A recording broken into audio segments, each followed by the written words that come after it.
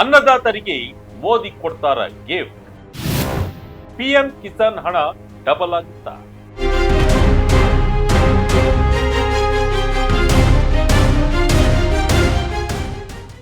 ನಾನು ಶಂಕರ್ನ ಹೆತ್ತು. ಕೇಂದ್ರ ಬಜೆಟ್ಗೆ ದಿನಗಣನೆ ಶುರುವಾಗಿದೆ.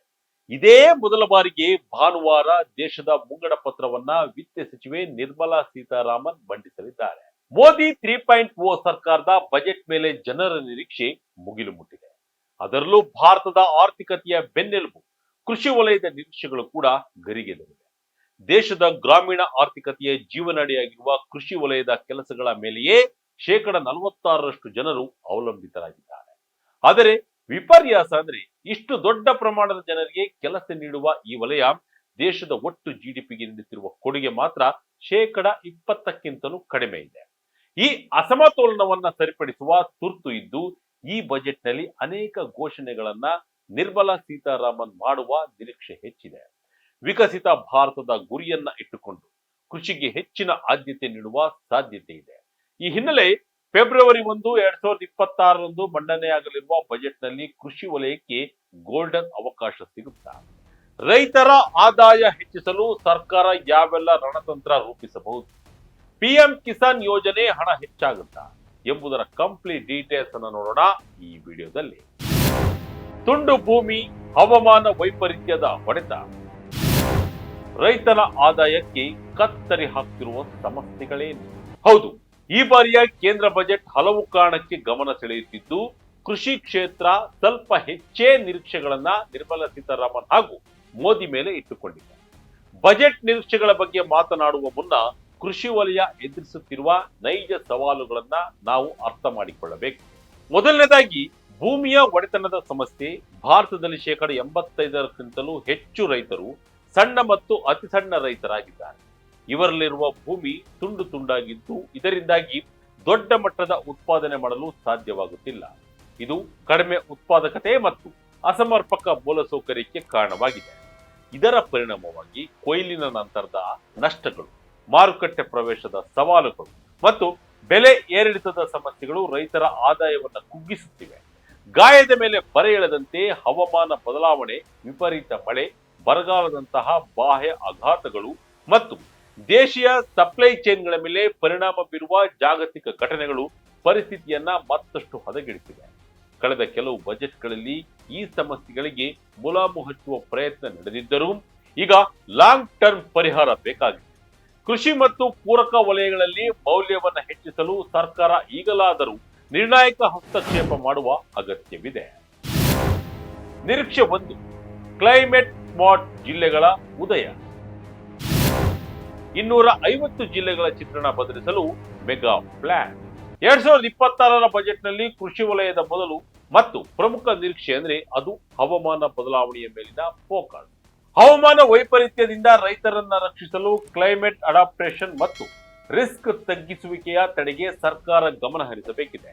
ಬರ ನಿರೋಧಕ ಬೀಜಗಳು, ನೀರು ಮಿತವ್ಯಯದ ಬೆಳೆ ಪದ್ಧತಿಗಳು ಮತ್ತು ಪುನರುತ್ಪಾದಕ ಕೃಷಿಯಂತಹ ಹವಾಮಾನ ಸ್ಥಿತಿಸ್ಥಾಪಕ ಕೃಷಿಯಲ್ಲಿ ಸಾರ್ವಜನಿಕ ಹೂಡಿಕೆಯನ್ನ ಹೆಚ್ಚಿಸುವ ನಿರೀಕ್ಷೆ ಇದೆ. ತಜ್ಞರ ಪ್ರಕಾರ ಬಜೆಟ್ನಲ್ಲಿ ಕ್ಲೈಮೇಟ್ ಸ್ಮಾರ್ಟ್ ಡಿಸ್ಟ್ರಿಕ್ಟ್ ಪ್ರೋಗ್ರಾಂ ಅಂದ್ರೆ ಹವಾಮಾನ ಸ್ಮಾರ್ಟ್ ಜಿಲ್ಲೆಗಳ ಯೋಜನೆಗಳನ್ನ ಘೋಷಿಸುವ ಸಾಧ್ಯತೆ ಇದೆ. ಇದರ ಅಡಿಯಲ್ಲಿ ದೇಶದ 200ರಿಂದ 250 ಜಿಲ್ಲೆಗಳನ್ನು ಗುರುತಿಸಿ ಅವುಗಳನ್ನ ಕ್ಲೈಮೇಟ್ ಸ್ಮಾರ್ಟ್ ಕೃಷಿ ವಲಯಗಳಾಗಿ ಪರಿವರ್ತಿಸಲಾಗುತ್ತದೆ. ಇಲ್ಲಿ ಹವಾಮಾನ ನಿರೋಧಕ ಬೀಜಗಳು, ಸೂಕ್ಷ್ಮ ನೀರಾವರಿ, ಸೋಲಾರ್ ಪಂಪ್ಗಳು ಮತ್ತು ಮಣ್ಣಿನ ಆರೋಗ್ಯ ಮರುಸ್ಥಾಪನೆಯಂತಹ ಪ್ಯಾಕೇಜ್ಗಳನ್ನ ನೀಡಲಾಗುತ್ತದೆ. ಇವುಗಳನ್ನ ಜಿಲ್ಲಾ ನೀರಾವರಿ ಯೋಜನೆಗಳು ಮತ್ತು ಹವಾಮಾನ ಬದಲಾವಣೆಯ ರಾಜ್ಯ ಕ್ರಿಯಾ ಯೋಜನೆಗಳೊಂದಿಗೆ ಲಿಂಕ್ ಮಾಡಲಾಗುತ್ತದೆ. ಜೊತೆಗೆ ಕ್ಲೈಮೇಟ್ ಸ್ಮಾರ್ಟ್ ಟೆಕ್ನಾಲಜಿಗಳ ಮೂಲಕ ಕೃಷಿ ಸಂಶೋಧನೆಗೆ ಹೆಚ್ಚಿನ ಅನುದಾನ ನೀಡುವ ಮೂಲಕ ರೈತರು ಮಾಹಿತಿಯುಕ್ತ ನಿರ್ಧಾರಗಳನ್ನು ತೆಗೆದುಕೊಳ್ಳಲು ಸಹಾಯ ಮಾಡಬಹುದು. ವಿಮಾ ಪರಿಹಾರ ವಿತರಣೆಯಲ್ಲಿನ ವಿಳಂಬವನ್ನು ತಪ್ಪಿಸಲು ಕ್ರಾಪ್ ಇನ್ಶೂರೆನ್ಸ್ ಪ್ಲಾನ್ಗಳನ್ನ ಮರುಪರಿಶೀಲಿಸುವ ನಿರೀಕ್ಷೆಯೂ ಇದೆ. ನಿರೀಕ್ಷೆ 2, ಸಾಂಪ್ರದಾಯಿಕ ಬೆಳೆಗಳಿಂದ ಬದಲಾವಣೆ. ಎಣ್ಣೆಕಾಳು, ಬೇಳೆಕಾಳುಗಳತ್ತ ಅನ್ನದಾತರ ಚಿತ್ತ. ಎರಡನೇ ಪ್ರಮುಖ ನಿರೀಕ್ಷೆ ಅಂದ್ರೆ ಬೆಳೆ ವೈವಿಧ್ಯೀಕರಣ ಅಥವಾ ಕ್ರಾಪ್ ಡೈವರ್ಸಿಫಿಕೇಶನ್. ಐತಿಹಾಸಿಕವಾಗಿ ನಮ್ಮ ಪಡಿತರ ನೀತಿಗಳನ್ನ ಮತ್ತು ಬೆಂಬಲ ಬೆಲೆಗಳಿಂದಾಗಿ ಹೆಚ್ಚು ನೀರು ಬಳಸುವ ಏಕದಳ ಧಾನ್ಯಗಳನ್ನೇ ಹೆಚ್ಚಿನ ರೈತರು ಬೆಳೆಯುತ್ತಿದ್ದಾರೆ. ಇದು ಆಹಾರ ಭದ್ರತೆಯನ್ನ ಒದಗಿಸಿವೆಯಾದರೂ ಪರಿಸರದ ಮೇಲೆ ಒತ್ತಡ ಹೇರಿದೆ ಮತ್ತು ಆದಾಯದ ಬೆಳವಣಿಗೆಯನ್ನ ಸೀಮಿತಗೊಳಿಸಿದೆ. ಹೀಗಾಗಿ 2020ರ ಬಜೆಟ್ ಬೇಳೆಕಾಳುಗಳು, ಎಣ್ಣೆಕಾಳುಗಳು, ಹಣ್ಣುಗಳು, ತರಕಾರಿಗಳು ಮತ್ತು ಸಿರಿಧಾನ್ಯಗಳಂತಹ ಹೆಚ್ಚಿನ ಮೌಲ್ಯದ ಬೆಳೆಗಳತ್ತ ಬದಲಾವಣೆಗಳನ್ನ ವೇಗಗೊಳಿಸುವ ನಿರೀಕ್ಷೆ ಇದೆ. ಕನಿಷ್ಠ ಬೆಂಬಲ ಬೆಲೆ ಮತ್ತು ಕೊಯ್ಲಿನ ನಂತರದ ಮೂಲ ಸೌಕರ್ಯವನ್ನ ಈ ಟಾರ್ಗೆಟ್ಗಳೊಂದಿಗೆ ಕೈ ಜೋಡಿಸುವ ಮೂಲಕ ಇದನ್ನ ಸಾಧಿಸಬಹುದು. ಮುಖ್ಯವಾಗಿ ಜನರ ಆಹಾರ ಪದ್ಧತಿಯಲ್ಲಿ ಪ್ರೋಟೀನ್ ಅವಶ್ಯಕತೆ ಹೆಚ್ಚುತ್ತಿದ್ದು, ನ್ಯೂಟ್ರಿ ಧಾನ್ಯಗಳನ್ನ ಮತ್ತು ತೋಟಗಾರಿಕೆಯನ್ನ ಉತ್ತೇಜಿಸುವುದು ಪೋಷಣೆಯ ಜೊತೆಗೆ ರೈತರ ಆದಾಯವನ್ನ ಹೆಚ್ಚಿಸಲಿದೆ. ತೈಲ ಬೀಜಗಳಿಗಾಗಿ NMEO ಆಯಿಲ್ ಸೀಡ್ಸ್ ಮತ್ತು ಬೇಳೆಕಾಳುಗಳಲ್ಲಿ ಆತ್ಮ ನಿರ್ಭರತೆಯಂತಹ ಮಿಷನ್ಗಳು ಈ ನಿಟ್ಟಿನಲ್ಲಿ ಪ್ರಮುಖ ಪಾತ್ರ ವಹಿಸಲಿವೆ. ನಿರೀಕ್ಷೆ 3, ಹೈನುಗಾರಿಕೆ ಮೀನುಗಾರಿಕೆಗೆ ಬೋಸ್ಟ್. ಪ್ಲಗ್ ಅಂಡ್ ಪ್ಲೇ ಇನ್ಫ್ರಾಸ್ಟ್ರಕ್ಚರ್ಗೆ ಮೋದಿ ಮಣೆ. ಮೂರನೇದಾಗಿ ಪಶು ಸಂಗೋಪನೆ, ಹೈನುಗಾರಿಕೆ, ಮೀನುಗಾರಿಕೆ ಮತ್ತು ಅರಣ್ಯದಂತಹ ಪೂರಕ ವಲಯಗಳು ರೈತರಿಗೆ ಮತ್ತೊಂದು ದೊಡ್ಡ ಅವಕಾಶವಾಗಿದೆ. ಈ ವಲಯಗಳಲ್ಲಿ ಹವಾಮಾನ ವೈಪರೀತ್ಯಗಳಿಗೆ ಹೆಚ್ಚು ಸ್ಥಿತಿಸ್ಥಾಪಕತ್ವವನ್ನ ಹೊಂದಿದ್ದು ಸಣ್ಣ ಮತ್ತು ಅತಿ ಸಣ್ಣ ರೈತರಿಗೆ ಸ್ಥಿರ ಆದಾಯವನ್ನ ನೀಡಬಲ್ಲವು. ಈ ಬಜೆಟ್ನಲ್ಲಿ ಪ್ರಾಣಿಗಳ ಆರೋಗ್ಯ, ಮೂಲಸೌಕರ್ಯ, ಕೋಲ್ಡ್ ಚೈನ್ಗಳು ಮತ್ತು ಮೌಲ್ಯವರ್ಧಿತ ಸಂಸ್ಕರಣೆಗೆ ಮೀಸಲಾದ ಕ್ರಮಗಳನ್ನ ನಿರೀಕ್ಷಿಸಲಾಗಿದೆ.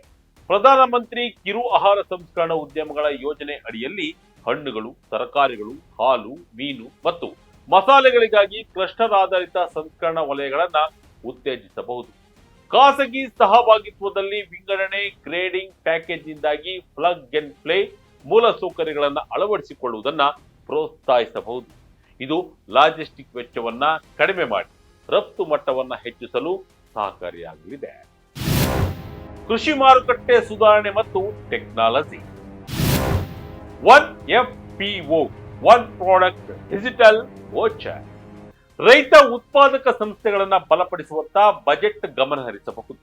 ಒಂದು FPO, ಒಂದು ಮಾರುಕಟ್ಟೆ ಲಿಂಕ್ಡ್ ಉತ್ಪನ್ನ ಕಾರ್ಯಕ್ರಮವನ್ನ ಪ್ರಾರಂಭಿಸುವ ನಿರೀಕ್ಷೆ ಇದೆ.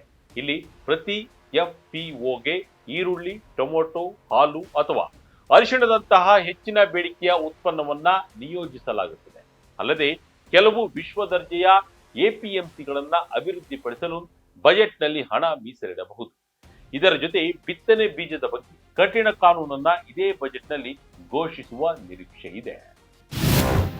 ಕೃಷಿಗೆ 1.5 ಲಕ್ಷ ಕೋಟಿ ರೂಪಾಯಿ ಮೀಸಲು. ಗ್ರಾಮೀಣ ಯುವಕರಿಗೆ ಜಾಬ್ ನೀಡೋ ಮಾಡೆಲ್.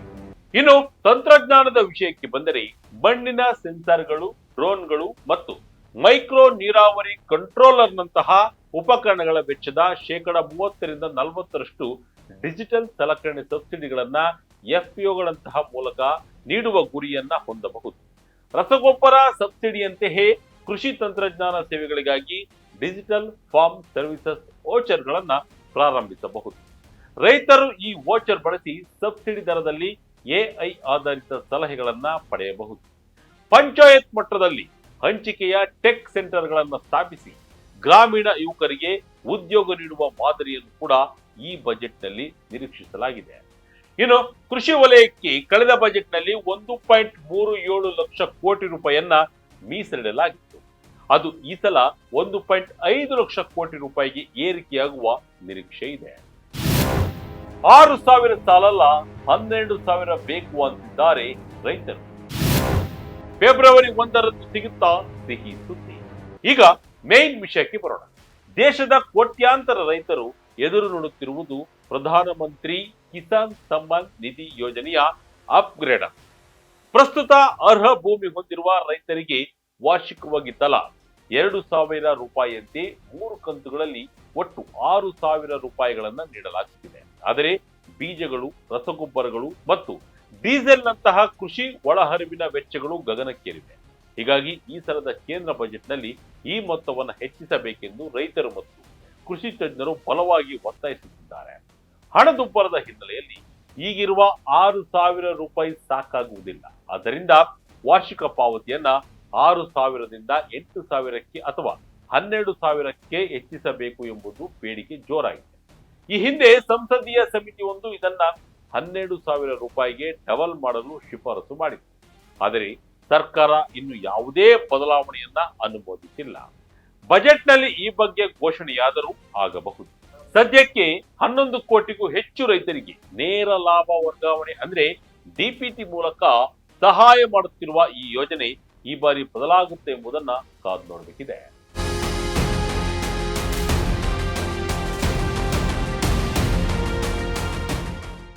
ಒಟ್ಟಿನಲ್ಲಿ ವಿತ್ತ ಸಚಿವೆ ನಿರ್ಮಲಾ ಸೀತಾರಾಮನ್ ರವರು ಮಂಡಿಸುವ ಕೇಂದ್ರ ಬಜೆಟ್ ಮೇಲೆ ಹಲವು ನಿರೀಕ್ಷೆಗಳಿವೆ. ಕೃಷಿ ವಲಯದ ಬಜೆಟ್ ಗಾತ್ರ 1.37 ಲಕ್ಷ ಕೋಟಿಯಿಂದ 1.5 ಲಕ್ಷ ಕೋಟಿಗೆ ಏರಿಕೆ ಆಗುತ್ತಾ ಅನ್ನೋದನ್ನ ಕಾದು ನೋಡ್ಬೇಕು. ಪ್ರಮುಖವಾಗಿ ಪಿಎಂ ಕಿಸಾನ್ ಹಣ ಏರಿಕೆ ಆಗುತ್ತೆ ಎಂಬುದನ್ನ ಕಾದು ನೋಡ್ಬೇಕಿದೆ. ಇದರ ಜೊತೆ ಬಿತ್ತನೆ ಬೀಜದ ಕಾನೂನನ್ನು ಕೂಡ ಬಜೆಟ್ ನಲ್ಲಿ ಘೋಷಿಸ್ತಾರಾ ಎಂಬುದು ಕುತೂಹಲವನ್ನ ಕೆರಳಿಸಿದೆ. ಇದಾಗಿತ್ತು ಈ ಕ್ಷಣದ ಇಂಟ್ರೆಸ್ಟಿಂಗ್ ಸ್ಟೋರಿ.